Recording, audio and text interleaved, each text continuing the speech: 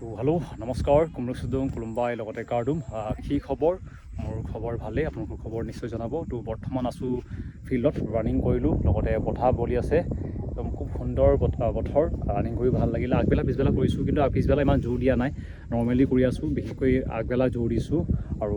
খবৰ আছে খবৰটো বিশেষকৈ অসম পুলিচৰ কাৰণে লগতে 3rd গ্ৰেড 4th গ্ৰেড তাৰপিছতে আপোনালোকৰ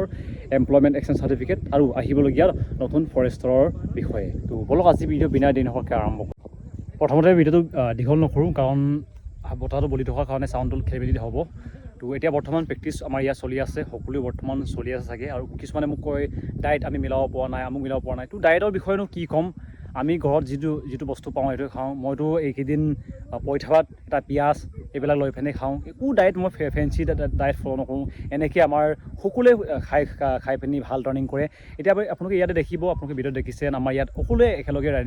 ৰানিঙৰ কাৰণে প্ৰেক্টিছ কৰিছোঁ লগতে লং জাম্প সকলোৱে প্ৰেক্টিছ কৰিছোঁ সকলোৱে প্ৰেক্টিছ কৰিব লাগিব আৰু 100% জোৰ দিব লাগিব শিৱসাগৰৰ যিমানখিনি ST কেণ্ডিডেট আছে সকলোকে ক'ম অল দ্য বেষ্ট কাৰণ আমাৰ ইয়াৰ পৰা প্ৰায় 500জন ওচৰা-ওচৰি কেণ্ডিডেট আছে কম্পিটিশ্যন লেভেল অলপ বেছি হ'ব এইটো কাৰণে 100% কষ্ট কৰক অকল শিৱসাগৰ বুলি নহয় গোটেই অসমবাসী যিমানখিনি বৰ্তমান প্ৰেক্টিছ চলাই সকলোকে ক'ম যেন 100% দিয়ক আপুনি প্ৰথমবাৰ দিছে আপুনি লাষ্টবাৰ দিছে এইটো একো মেটাৰ নকৰে তাত সকলোৱে একেই হ'ব সকলোৰ জোৰ সমান হ'ব লাগিব এইটো কাৰণে প্ৰেক্টিছ সদায় ভালকৈ কৰক এতিয়া ইছ্যু মেইন টপিকলৈ যেন এমপ্লয়মেণ্ট এক্সচেঞ্জ চাৰ্টিফিকেটৰ কাৰণে যোনটো লাষ্ট ডেটটো মোক বহুতে সুধিছে লাষ্ট ডেটটো হৈছে 15 আগষ্ট ইয়াৰ আগতে আপোনালোকে যদি ৰিনিউ নকৰে আপোনালোকৰ কাৰণে বহুত অসুবিধা হ'ব যোনে 2 জানুৱাৰীৰ পিছতে এমপ্লয়মেণ্ট এক্সচেঞ্জ চাৰ্টিফিকেটখন ৰিনিউ কৰিছিলে তেওঁলোকে কৰিব নালাগে যোনে আগতে কৰিছিলে তেওঁলোকে কৰিব লাগিব এইটো কম্পালচৰি হয় এইটো আপোনালোকে নাভাবিব যেন এইটো নহ'লেও মই ইণ্টাৰভিউ দিব পাৰিম এইটো নহয় যদিহে আপোনালোকৰ এইটো অফিচিয়েলি দিয়া আছে আপোনালোকে সোনকালে গৈ পিনি এপ্লাই কৰক লগতে PRC বিষয়ে অলৰেডি মই কেইবাটাও ভিডিঅ' দিছোঁ ডমিচেলৰ বিষয়ে দিছোঁ আপোনালোকে জানিব পাৰে লগতে যদি 3rd grade 4th grade apply কৰিছে তেওঁলোকৰতো কম্পালচৰি ডমিচেল লাগিব এইটো আপোনালোকে হয়তো গম পায় লগতে অসম পুলিচত কম্পালচৰি এনেকৈ বৰ্তমানলৈকে কোৱা নাই আমি ভিডিঅ' অলৰেডি মই দিছিলোঁ শিৱসাগৰত যোনটো DC অফিচ আছিলে তালৈ গৈ পিনি খবৰ ল'লোঁ এতিয়ালৈকে কম্পালচৰি কোৱা নাই অলৰেডি এটা আইন আনিব বুলি কৈছে CM ছাৰে এইটো কাৰণে অপেক্ষা কৰিব লাগিব এইকেইদিনলৈ আৰু প্ৰেক্টিছ 100% কৰক এটাই ইছ্যু মেইন যোনটো আপোনালোকে শুনিবৰ কাৰণে ৰখি আছে নিউ ফৰেষ্টৰ ভেকেঞ্চি আহিব নেকি তো বৰ্তমানলৈকে মই যিমানো গম পাওঁ ফৰেষ্টৰ ভেকেঞ্চি 3000 মান খালী আছে বুলি কৈছে কিন্তু কেতিয়া আহিব এইটো কোৱাটো সম্ভৱ নহয় কাৰণ বৰ্তমানলৈকে অফিচিয়েল দিয়া নাই যেন কেতিয়া আহিব 7 তাৰিখে আছে POP মানে হৈছে পাছিং আউট পৰেড AFF সকলৰ মানে হৈছে আসাম ফৰেষ্ট প্ৰটেকশ্যন ফ'ৰ্চ যোনটো মই বাইবাৰ দিছিলোঁ তাৰে কিবা আছে POP আছে POPত আহিব অসমৰ মুখ্যমন্ত্ৰী বৰ্তমানৰ CM ছাৰ আহিব তেওঁ হয়তো ক'ব পাৰে কেতিয়া ভেকেঞ্চি আহিব এইটো কাৰণে অপেক্ষা কৰিব লাগিব নিশ্চয় ভেকেঞ্চিৰ কথা ক'ব আৰু লগতে আহিবলগীয়া ভেকেঞ্চিসমূহৰ বিষয়ে ক'ব মোৰ ওচৰত বৰ্তমান আহিবলগীয়া নতুন ফৰেষ্টৰ ভেকেঞ্চিৰ বিষয়ে একো তথ্য নাই যেতিয়া আহিব নিশ্চয় আপোনালোকক জনাই দিম লগতে এটাই মোক প্ৰশ্ন কৰিছিলে যেন দাদা এনেকৈ শুনিছোঁ অসম পুলিচৰ ড্ৰেছ চেঞ্জ হ'ব বুলি তো যিমানো গম পাইছোঁ ড্ৰেছ চেঞ্জ হ'ব বুলি কৈছে কিন্তু বৰ্তমানলৈকে চেঞ্জ হোৱা নাই কিছুমানক দিছে কি বৰ্তমানলৈকে কিন্তু বহুতৰ হোৱা নাই আৰু যোনটো কমাণ্ডো ইণ্টাৰভিউ হৈছিলে পানীকাইটিত হ'ব বুলি পানীকাইটি এটা মই ভিডিঅ' পাইছোঁ মোৰ লগৰটো বৰ্তমান তাতে আছে এটা তেওঁ ভিডিঅ' দিছিলে মোক ফিল্ডৰ কণ্ডিশ্যন কেনেকুৱা আছে যদিহে পানীকাইটি লোৱা হয় বৰ্তমান কিন্তু ফিল্ডখনৰ কণ্ডিশ্যনটো বহুত ভাল হৈ আছে লগতে এটা প্ৰশ্ন আমাৰ শিৱসাগৰ কেণ্ডিডেটসকলৰ কাৰণে বহুতে সুধিছে যেন আচলতে 320ত হ'বনে 400ত হ'বনে ক'ত ৰানিং হ'ব বুলি কৈছে তো মই বৰ্তমান আজিৰ পৰা প্ৰায় 2 দিন আগতে মামাৰ ঘৰলৈ গৈছোঁ তাতে কৈছে যেন প্ৰায় 320ৰ যোনটো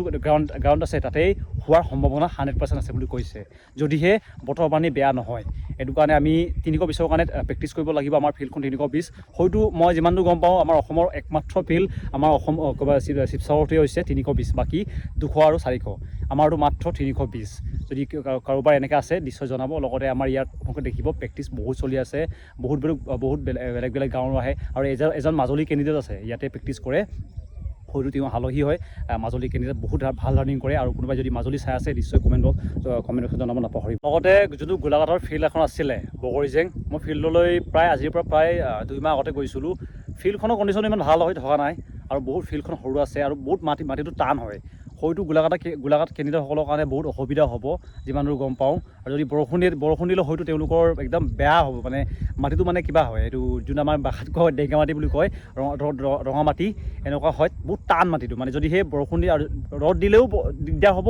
বৰষুণ দিলেও দিগদাৰ হ'ব, মানে মাটিটো বহুত টান, যদি খালী ভৰি মাৰিবলগীয়া হয় বহুত অসুবিধা হ'ব। এইটো কাৰণে গোলাঘাটত যদি কোনোবাই কেন্দ্ৰে চাই আছে তোমালোকৰ কষ্ট বহুত হ'ব কিন্তু। আৰু যাৰ 200 মিটাৰ ট্ৰেক আছে তেওঁলোকৰ কাৰণে বহুত অসুবিধা, কাৰণ 200 মিটাৰ ট্ৰেকত টাইমিংটো অনাটো বহুত অসুবিধা। এইটো কাৰণে যাৰ 200 মিটাৰ ট্ৰেক আছে ৰানিং কৰিবলগীয়া তেওঁলোকেতো আমাতকৈ, যাৰ ফিল্ডৰ চাইজটো ডাঙৰ আছে তেওঁলোকে বেছি কষ্ট কৰিব লাগিব। এইটো কাৰণে ভালকৈ কষ্ট কৰক।